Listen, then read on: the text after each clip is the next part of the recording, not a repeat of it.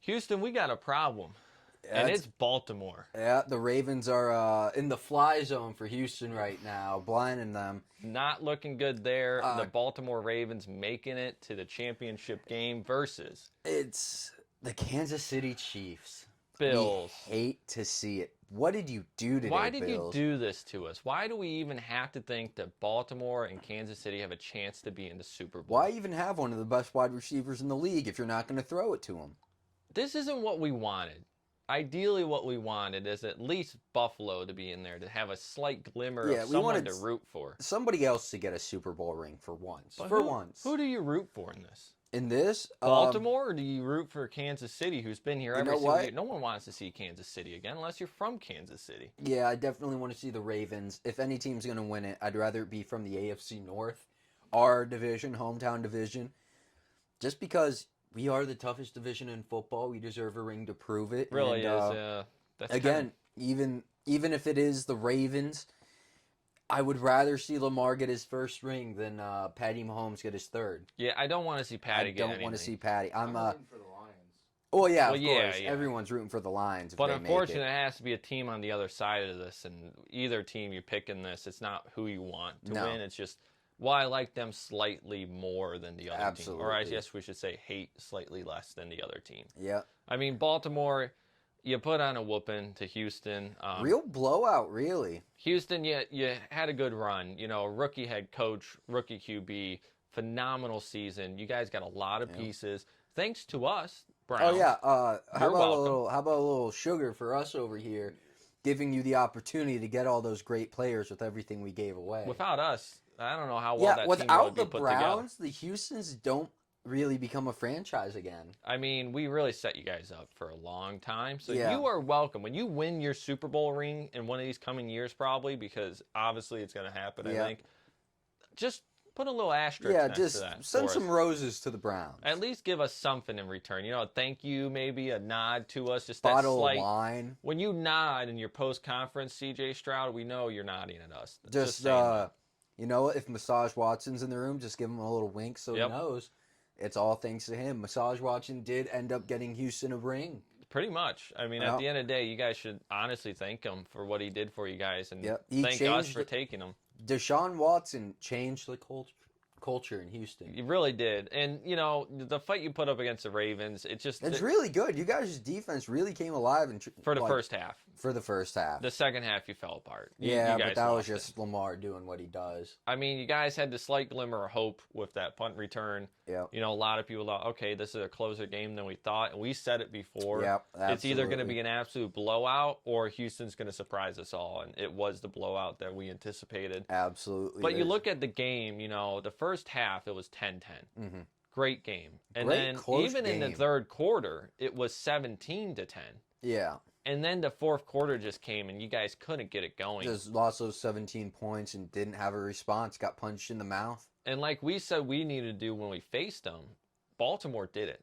Yeah, They stopped absolutely C.J. Stroud in his tracks, and that's what you need to do to beat that team. You know what? They didn't just stop C.J. Stroud. They stopped the rushing. I'm looking at some stats right now, and it looks like their biggest rusher was Devin Singletary for 22 whole yards, averaging 2.4 yards Yeah. a carry. I mean, you stopped them on all fronts. You did your job, Baltimore. You proved your point when everyone said, you know, Cleveland had the best defense. Absolutely. Baltimore said, well, wait a second here. Hold on. We have that. Yep. So, congratulations to Baltimore. Congratulations. You know what? It's going to be well-deserved. People forget how good the Houston Texans really are. I saw something on Insta the other day where they said the Ravens have the easiest path to the Super Bowl until they get to the conference round. Yeah. Where they don't really have to play any huge opponents. But, again, Houston's one of those scrappy teams. If C.J. Stroud didn't go down with that injury during the year and miss those 2 games, they probably would have had a 2-game better win streak. Oh, yeah. Absolutely. Definitely. So a little more time to get it together. Obviously, the biggest thing in that game is Houston didn't stop Lamar. No. They stopped him passing, 152, 2 touchdowns. You know, good stat line, but they stopped the big passing attack. But the run attack was absolutely insane. in Yeah, that they game. let the Ravens get 229 rushing yards, but more importantly, they let Lamar have 100 yards rushing, And 2 averaging touchdowns. 2 touchdowns is big, And then he averaged 9.1 yards a carry, too. So that's just tough. Now, this is something I want to throw in here. Baltimore tends to play an amazing first game of the playoffs. Whatever they play, that's how Baltimore does it. So far, we've seen them in the playoffs. It's always the first game. They go electric. Absolutely. Now, the curious part is the second game they play. They usually fall apart. They're not always the same team. No, they are not. So that puts us where you go into Kansas City coming in, who happens to be playing very hot now. Very hot. We all questioned Kansas City because everyone thought, oh, well, they're not doing too good. This is the worst team they've had for their championship runs. Yeah. But they looked pretty good against they look damn good. Buffalo. No turnovers really besides one lost fumble. That really weird out of the end zone ruling there. That's always a little kicker. You hate to see it. But honestly, I think Buffalo could have had that game there. There was a couple calls, especially the fake punt. Oh, yeah, the fake punt was on crazy. Their own, 35. The fumble that rolled through the end zone, that was a huge thing. Just your kicker missing. That's a killer. It's absolutely killer. That ball hooked. I mean, don't get me wrong. It got taken. But... And the hard part is I'm looking at Patty Mahomes and Josh Allen's stats. They both did outstandingly well as QBs. But you know what? You just noticed Buffalo didn't play well as a team. Josh Allen can be as good as he wants, but in reality, he's just not giving the ball out enough. Like, he has 186 yards passing with one passing touchdown. Stephon Diggs was not even in the question.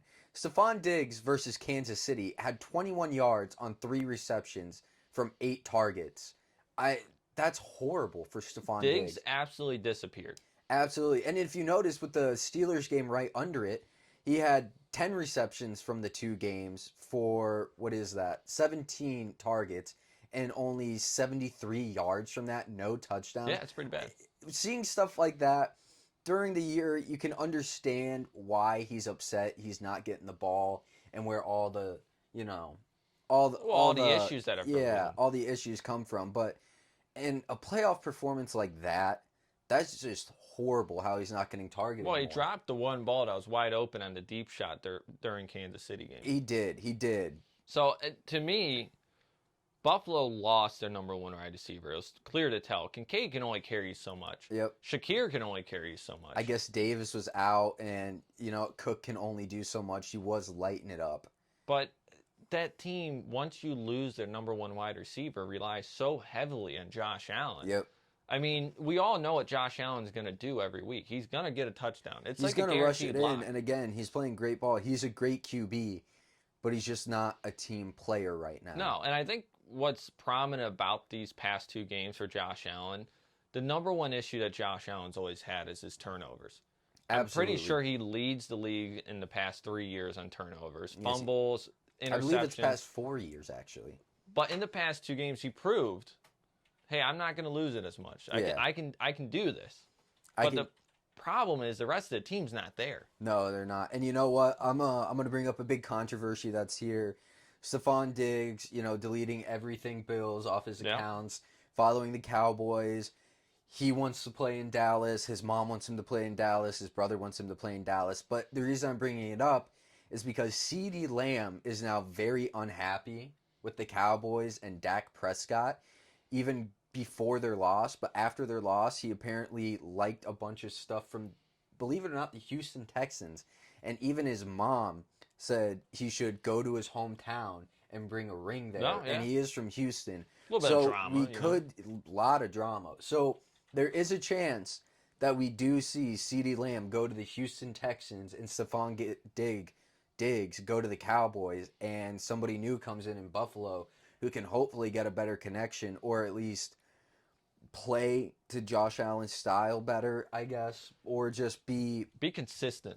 Be consistent, or just be, complacent and just be like, all right, I got targeted 8 times, caught 3 balls for 21 yards, big game.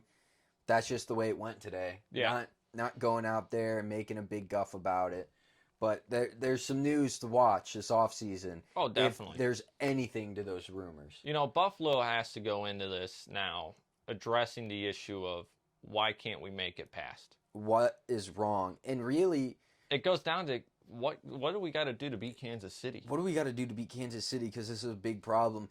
You have the weapons. You have Diggs. You have a good number 2. Maybe it is a number 2 receiver because they were using, what was his name? Shakir. Gabe Davis is out with injury. He wasn't there. You have Dalton Kincaid and Dawson Knox as tight ends. Those are 2 great tight ends. You got great tight ends. You have a great. You Shakir looks like a great number 3. Absolutely. I get you're out Davis here, but at the end of the day, you look at it.